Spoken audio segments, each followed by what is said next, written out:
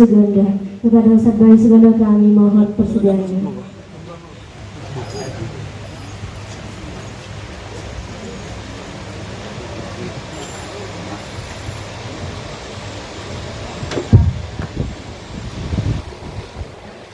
Assalamualaikum warahmatullahi wabarakatuh.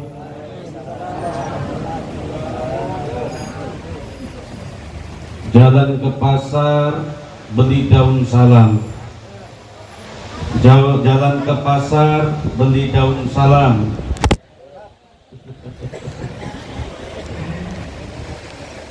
Ditaruh di atas papan. Dari sambutan jawaban salam kelihatan banyak yang belum sarapan. Lesem. Assalamualaikum warahmatullahi wabarakatuh.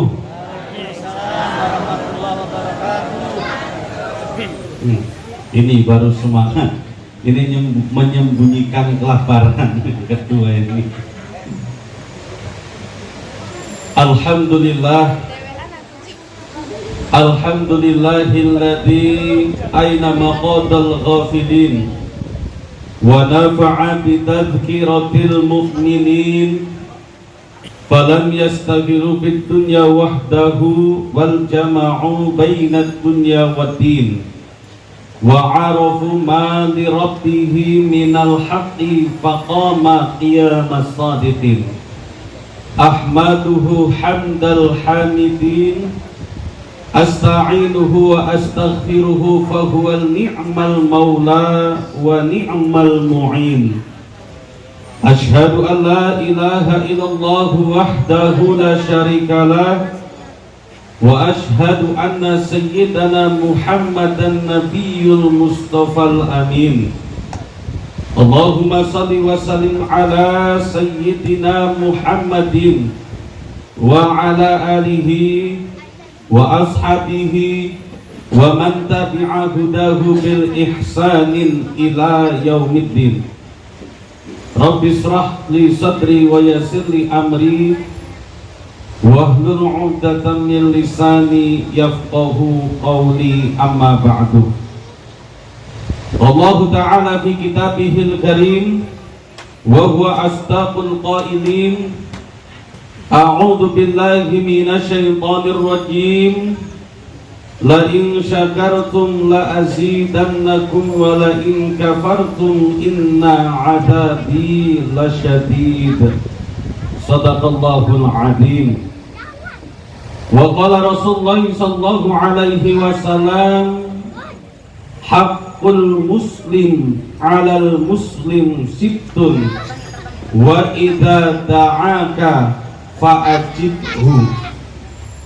Hadratal muhtaramin aizatal kiram, para alim ulama, para asatidah, bapak haji, ibu hajah, calon haji, calon hajah, amin Allahumma amin, Allahumma amin ya rabbal alamin. Wabil akhos Ustadz Riza Saputra Al-Hafidh, beliau ini hafal Al-Quran Pak Bu. Maka Masya Allah, mudah-mudahan kelak hadir di tengah-tengah keluarga kita salah satu keturunan dari keluarga kita seperti beliau, bisa menghafal Al-Quran, bisa khatam Al-Quran 30 juz. Amin Allahumma amin ya rabbal alamin. Wabil alkhos para asatid yang hadir pada kesempatan kali ini, Bapak Haji Alwi Jauhari beserta asatid-asatidah yang lainnya yang tidak bisa kami sebut satu persatu asma karinya, tetapi tidak mengurangi rasa takdim dan hormat saya. Wabil akhos keluarga besar Bapak Denny Aprizal beserta Ibu Naili yang pada pagi menjelang siang ini menjadi wasilah, menjadi perantara berkumpulnya kita di tempat ini di Jalan Wali. Betul? Aulia. Nah, Aulia itu bentuk jamak dari wali. Kalau satu itu wali, kalau banyak itu aulia. Apa artinya aulia? Artinya kekasih-kekasihnya Allah. Maka mudah-mudahan Bapak Ibu yang hadir pada pagi hari ini itu tergolong tanpa terkecuali menjadi kekasih-kekasihnya Allah. Amin. Allahumma amin ya rabbal alamin. Ini bagus nama jalannya Pak Haji ya. Nama jalannya Aulia, yang tinggal di sini sesuai dengan nama doanya, yaitu kekasih-kekasihnya Allah. Bapak Ibu rahimakumullah, tadi disebutkan oleh MC bahwasanya acara pagi menjelang siang hari ini adalah tasyakuran khitanan. Yang dihitan yang mana Pak Den? Oh ini. Oh dua-duanya. Tapi di undangan Husain ya, Husain. Ini Husain adiknya Bu ya. Kakaknya, kakak sepupu Kaisar. Husain ini namanya bagus, kayak cucu Kanjeng Nabi, kayak cucunya baginda Rasul. Husain. Namanya Hasan Khairon.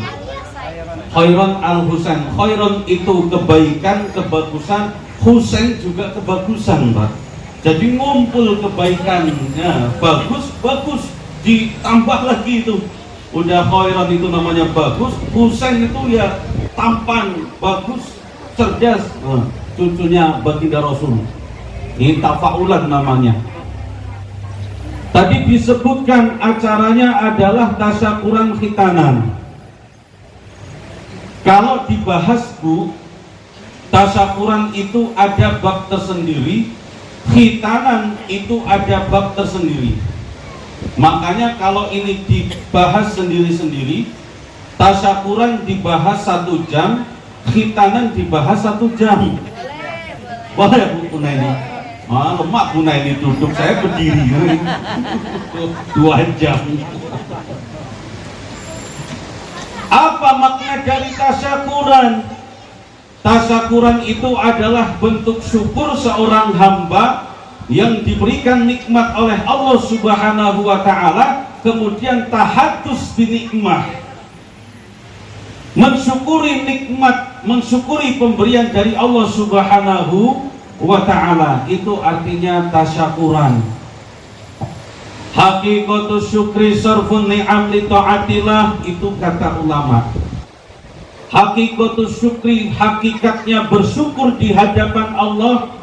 Sarfun ni'am li ta'atillah, itu mempergunakan segala sesuatu yang Allah berikan kepada kita untuk mendekatkan kepada siapa yang memberi nikmat.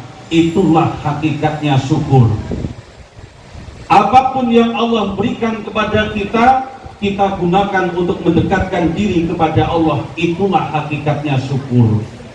Gampang atau susah Bu? Susah. Ternyata orang bersyukur itu ya dibilang gampang ya gampang diucapkan, tapi dibilang susah ya susah untuk diaplikasikan.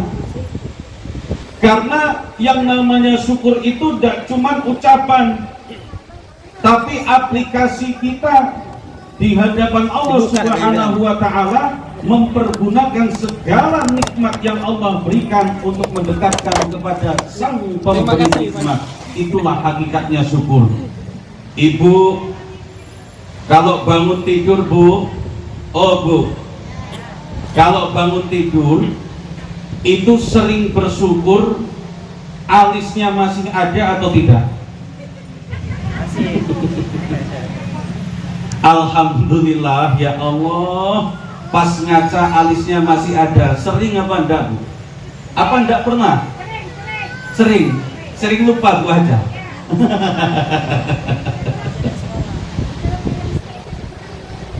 Hal-hal kecil pemberian dari Allah terkadang susah untuk kita syukuri, luput untuk kita syukuri. Bangun tidur bapak-bapak kadang lupa Pak bersyukur, alhamdulillah ya Allah, mata aku masih bisa melek, masih bisa memandang istri, masih bisa melihat indahnya dunia. Itu bangun tidur kadang-kadang kita lupa untuk bersyukur betapa nikmatnya orang bisa melihat dengan mata kita. Jarang Bu, termasuk saya jarang itu bangun tidur, alhamdulillah ya Allah mata masih bisa lihat, alhamdulillah ya Allah bibir masih bisa berucap, alhamdulillah ya Allah bibir masih sehat, masih bisa ngunyah makanan.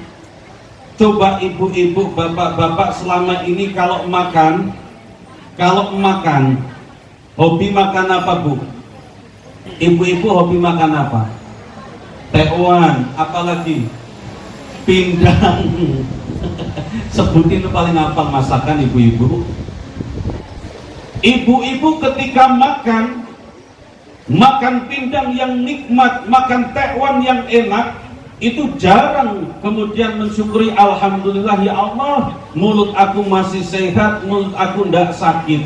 Padahal nikmatnya makan pindang, nikmatnya makan tekwan itu bisa terasa nikmat kalau mulut itu sehat. Betul apa betul Pak? Betul. Coba Allah cabut nikmat sehat mulut kita, tidak usah parah-parah. Allah kasih saja lecet sedikit di bibir, namanya apa? Sariawan.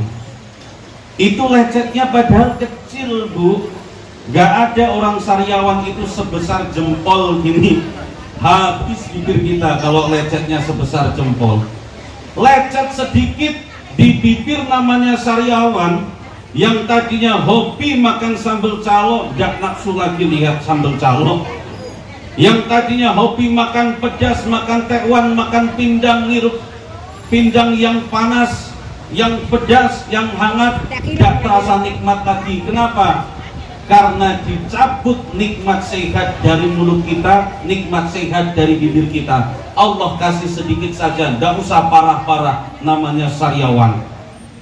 Belum sakit gigi itu Pak Hajinya, belum itu gusi bengkak, belum itu, belum kemudian opnam di rumah sakit, belum itu. Cukup dengan Allah cabut nikmat sehat, kasih sedikit saja, luka di bibir, semuanya makanan, tidak jadi nikmat lagi, gak jadi enak lagi.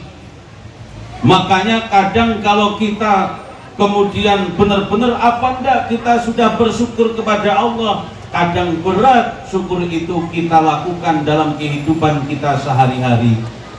Makanya kata Imam Ali Al-Jurjani, ini adalah seorang ulama besar zaman tabi'in, nama ulamanya adalah Imam Ali Al-Jurjani. Kata beliau, yang namanya nikmat Allah itu merupakan rizki dari Allah. Nikmat itu pemberian dari Allah, itu disebut dengan rizki. Dan rizki kata beliau itu ada yang terlihat, ada yang tidak terlihat. Yang namanya rizki dari Allah itu semua, baik yang terlihat maupun yang tidak terlihat, kata Imam Ali Al-Jurjani. Kalau di sini Imam Alwi Al-Jawhari. Ini yang berkata Imam Ali Al-Jurjani. Kata beliau, nikmat itu ada yang terlihat, rizki itu ada yang terlihat, dan rizki ada yang tidak terlihat. Yang terlihat mudah disebutkan Allah berikan rumah, itu rizki yang terlihat. Allah berikan kendaraan, motor, mobil, itu rizki yang terlihat. Allah berikan suami, Allah berikan istri, pasangan kita, ada anak, ada cucu, itu rizki yang terlihat. Ada rizki yang tidak terlihat, apa? Kecerdasan, kepandaian, itu tidak terlihat Pak, itu tidak terlihat Bu. Kecerdasan, kepandaian, kesehatan tidak terlihat. Tapi walaupun tidak terlihat, itu semua merupakan rezeki dari Allah Subhanahu wa Ta'ala. Makanya kalau kesimpulannya seperti ini, yang terlihat maupun tidak terlihat adalah rezeki dari Allah, berarti dari bangun tidur sampai kita tidur lagi nanti Bu, sampai nanti bangun lagi, tidur lagi, bangun, tidur lagi. Kayak Mbah Surip ini, bangun, tidur lagi Bu.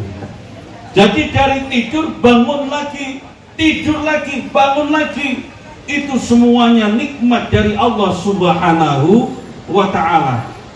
Bahkan tidurnya sendiri itu merupakan nikmat dari Allah Subhanahu wa Ta'ala. Bu, oh Bu, ibu-ibu itu bisa tidur karena diri sendiri atau karena kuasa Allah? Ibu-ibu bisa tidur itu karena kasurnya empuk, karena AC-nya dingin, atau karena Allah berikan nikmat tidur?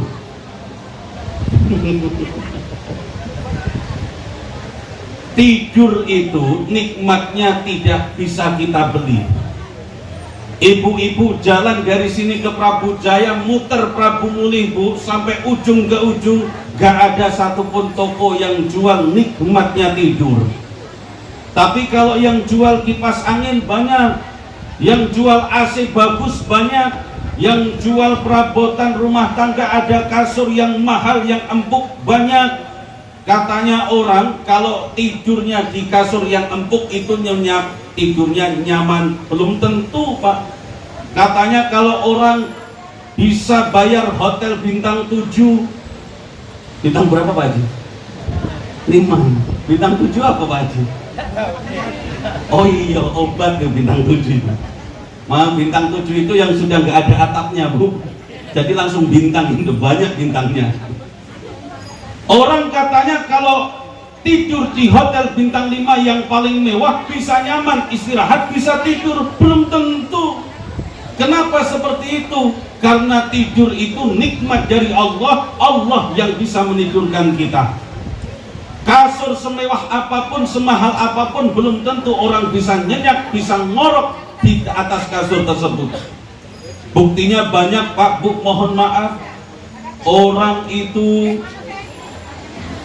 bisa bangun rumah megah, bisa desain rumah yang cantik, bisa beli kasur yang mewah, AC-nya bagus, AC-nya mahal, dingin. Kalau keluar dari kamar beku saking dinginnya. Itu kadang ada yang gak bisa tidur, yang gak sedikit, banyak gak bisa tidur padahal kasurnya bagus, padahal kamarnya bagus, tapi gak bisa tidur. Kenapa? Karena mikirin cicilan, mikirin utang, dan lain sebagainya. Ada yang katanya kalau tidur di atas koran, di atas kardus, itu keras, gak nyenyak, gak bisa itu tidur seperti itu, nanti gak nyenyak. Tapi toh kita bisa lihat di sekeliling kita banyak orang tidur di depan toko, ngemper di trotoar, hanya beralaskan tikar, hanya beralaskan koran, tapi tidurnya sangat nyenyak. Itu bukti bahwasanya yang namanya tidur sendiri pun merupakan nikmat dari Allah Subhanahu wa Ta'ala. Bapak Ibu nggak bisa membeli tidur, Bapak Ibu nggak bisa membeli nikmatnya tidur, hanya bisa membeli kasur yang bagus, kipas angin yang kenceng anginnya, AC yang dingin, itu bisa kita beli. Tapi nikmatnya tidur hanya Allah yang memberi. Betul apa betul? Nah, setuju nian aku kalau jawab, semangat main. Bapak Ibu rahimakumullah, maka seperti tadi dibacakan oleh Ustaz Reza Al-Hafidh, wa in ta'addana rabbukum la in syakartum la azidannakum wa la in kafartum inna adzabi lasyadid. Seakan-akan ayat ini memberi nasihat kepada kita semua yang hadir pada kesempatan kali ini. Pak, Bu, nikmat itu kalau disyukuri itu akan barokah. Pemberian Allah itu kalau disyukuri akan menambah kenikmatan. Kalau tidak disyukuri akan bikin orang yang Allah beri tersebut menjadi celaka. Seakan-akan ayat ini ngobrol ke kita, memberi nasihat kepada kita bahwasanya kelak di akhirat itu ada orang selamat karena hartanya, tapi ya tidak sedikit orang akan celaka karena hartanya. Banyak nanti di akhirat orang selamat karena istrinya selamat, tapi ada juga yang tidak selamat, celaka juga karena istrinya, karena rizki. Ada orang selamat karena jabatannya nanti di akhirat banyak, tapi juga tidak sedikit orang itu celaka, dijerumuskan ke dalam kobaran api neraka juga karena jabatannya. Semua ini kan nikmat, semua ini rizki. Ya kalau bisa disyukuri pasti kita selamat. Kalau tidak mampu kita syukuri, maka kita tidak akan selamat. Na'udzubillahi min. Bapak Ibu rahimakumullah, itulah syukur. Kemudian khitan. Pak, kalau saya tanya bapak-bapak ini yang sudah pada khitan,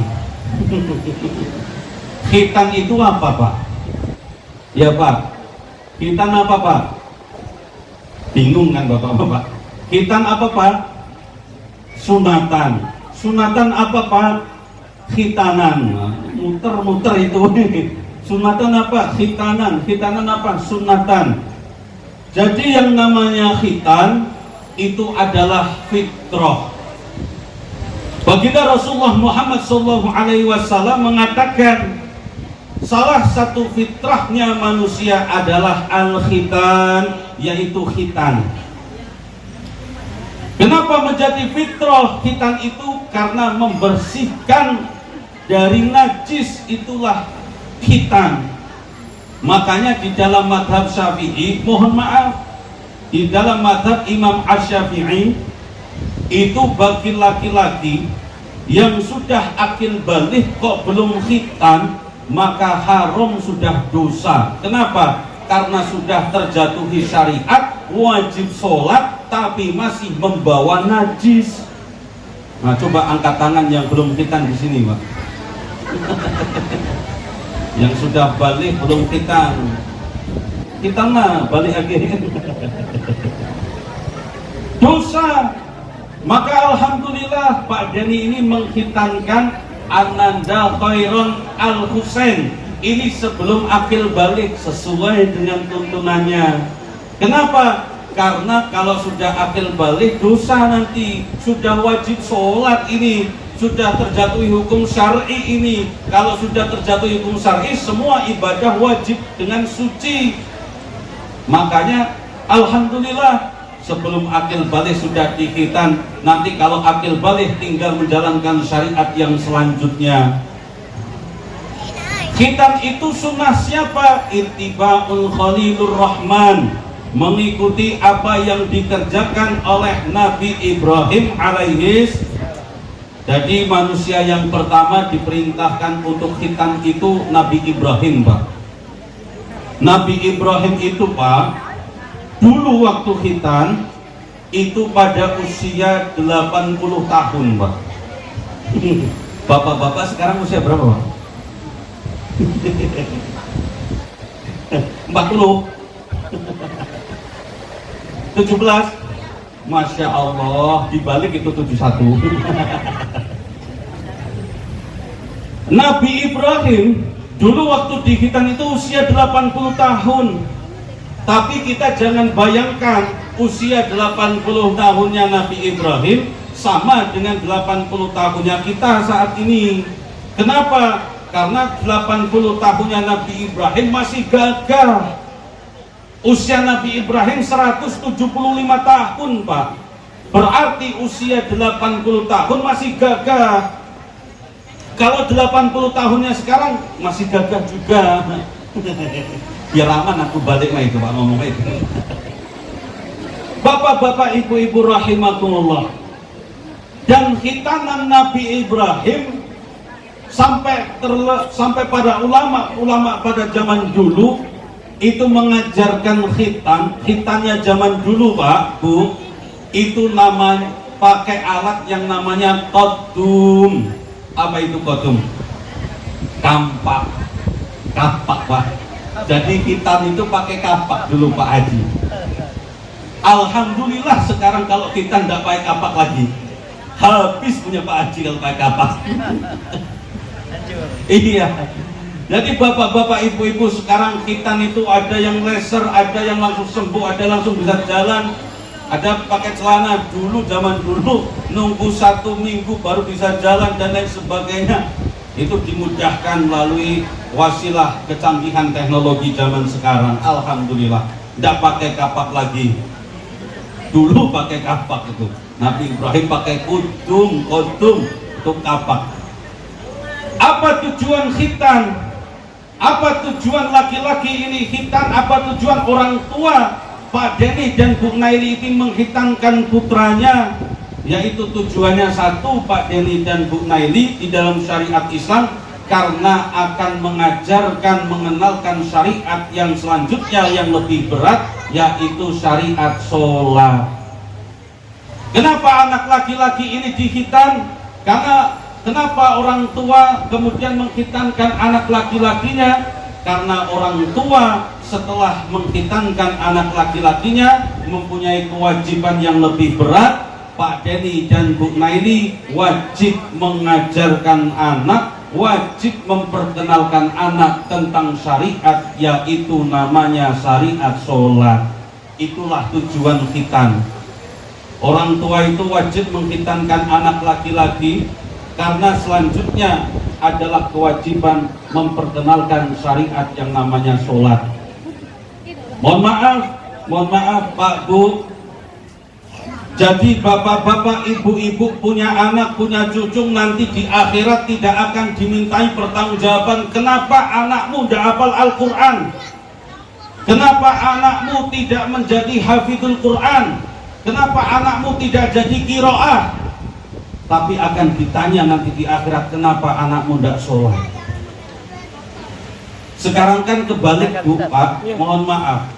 Dulu kami dibesarkan di pondok pesantren tahfidzul Quran. Kiai kami dulu menasihati gini Pak, ke santri-santri.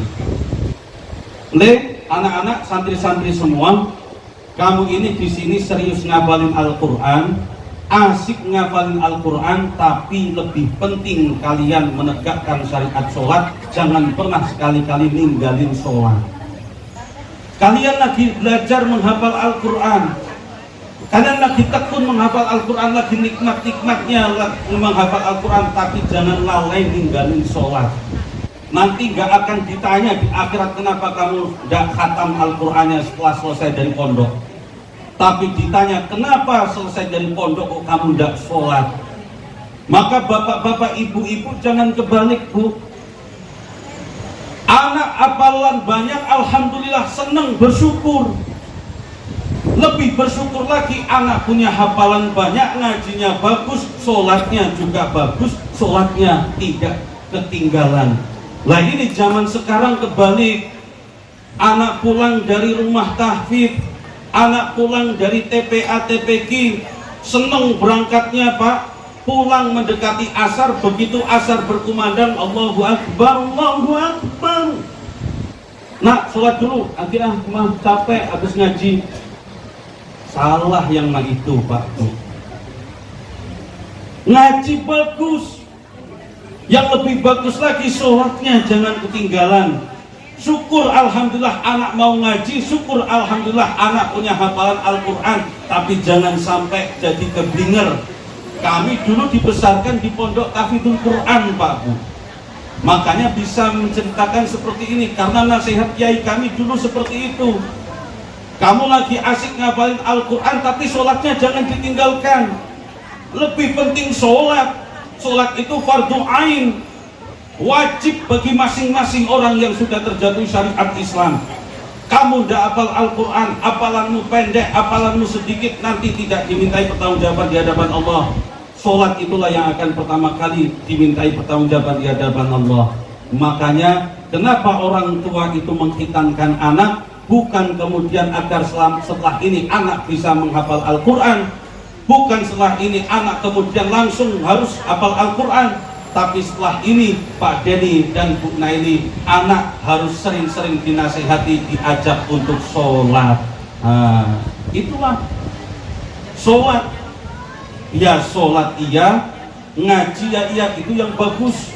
Sekarang sholatnya kadang disepelekan, anak-anak lebih sering, lebih seneng datang sama kawan-kawan, semangat itu ngajinya. Tapi begitu sholat, kadang subuh ndak bangun, duhur masih main, asar kecapean. Ya kayak bapak ibunya mah itu. Ndak, insya Allah tidak.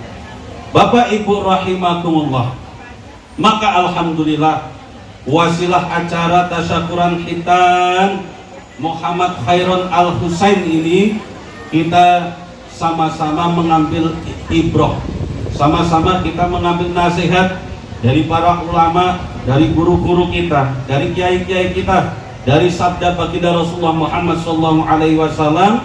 Semoga kita semua yang hadir pada kesempatan kali ini, jika ditakdirkan oleh Allah Subhanahu wa Ta'ala mempunyai anak turun, mudah-mudahan anak turunnya menjadi anak turun yang solih dan solihah. Mudah-mudahan keluarga kita dijadikan keluarga yang sakinah. Nanti kita diwafatkan dalam keadaan husnul khotimah. Yang jomblo-jomblo cepat nikah. Oh amin Bu, jomblo Bu. Yang sudah nikah mudah-mudahan istrinya nambah. Maksudnya istrinya nambah solihah, itu suudon ibu ini. Istrinya nambah solihah sehingga nanti bisa diajak ziarah ke Mekah Madinah. Amin Allahumma, amin Allahumma, amin ya Rabbal Alamin. Mohon maaf Pak Bu, sedikit yang bisa kami sampaikan. Mohon maaf kalau bahasa kami kasar, karena saya makhluk kasar. Berbeda dengan bapak-bapak ibu-ibu, bahasanya halus, karena bapak-bapak ibu-ibu makhluk sama kasar. Halus tutur katanya, halus peringainya. Itu Pak Haji ya. Alhamdulillah. Mudah-mudahan pertemuan kita pagi menjelang siang ini mendapatkan ridho dari Allah Subhanahu wa Ta'ala. Amin. Allahumma amin ya Rabbal Alamin. Al-Fatihah.